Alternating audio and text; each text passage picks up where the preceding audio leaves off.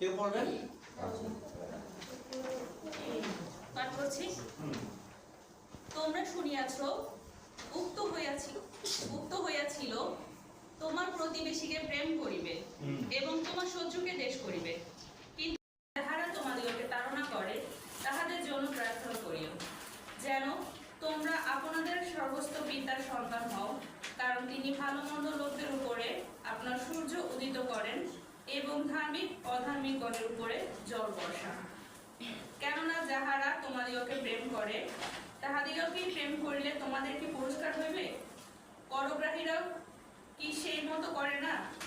আর তোমরা যদি কেবল আপন আপন ভাতৃগণকে মঙ্গলবাদ করো, তবে অধিক কি কর্ম করো?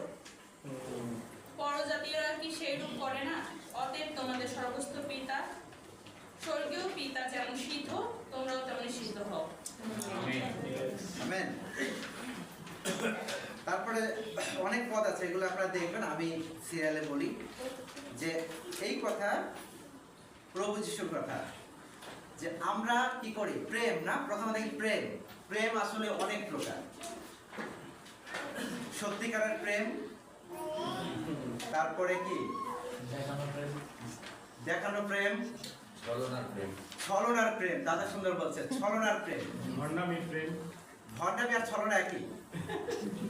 আর আরেকটা বাংলা ওয়ার্ড আছে, আমি মাঝে মাঝে অনেক বাংলা দিই, হ্যাঁ, যে অনেকে এটা আশা করে না। আর ছ্যাবলা প্রেম, অনেক আছে না, বলি ছ্যাবলা, না মানে বোকা। প্রেম অনেক প্রকার।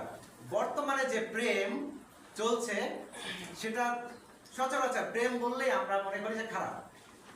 প্রেম মানেই এখন যেটা চলছে সেটা হচ্ছে ফিজিক্যাল, তাই না? ফিজিক্যাল রিলেশনশিপ যুবক যুবতীদের মধ্যে যে প্রেম। বিয়ের আগে আমাদের খুলনাতে বাড়ি, আমাদের বাড়িটা ছিল ক্যান্টনমেন্ট একটা পার্কের পাশে, এবং সেখানে দেখতাম আমরা সকালবেলা প্রায় আড্ডা দিতাম। এখানে সকালে আসে যুবক যুবতীদের, কলেজের ছেলে মেয়েরা, না গল্প, যে কি গল্প, সন্ধ্যা হয়ে যায়, আর্মিরা বাসি দেয়, সে পার্ক থেকে আর বেরোয় না, পারলে পিঠাই বানায় বের করে এরকম। তারপরে ঠিক আছে বেরোলো, রাস্তার পাশে গিয়ে অটো একটার পর একটা ছেড়ে দিচ্ছে, মানে খালি যাচ্ছে কিন্তু কথা শেষ হচ্ছে না, ভালোবাসা, প্রেম।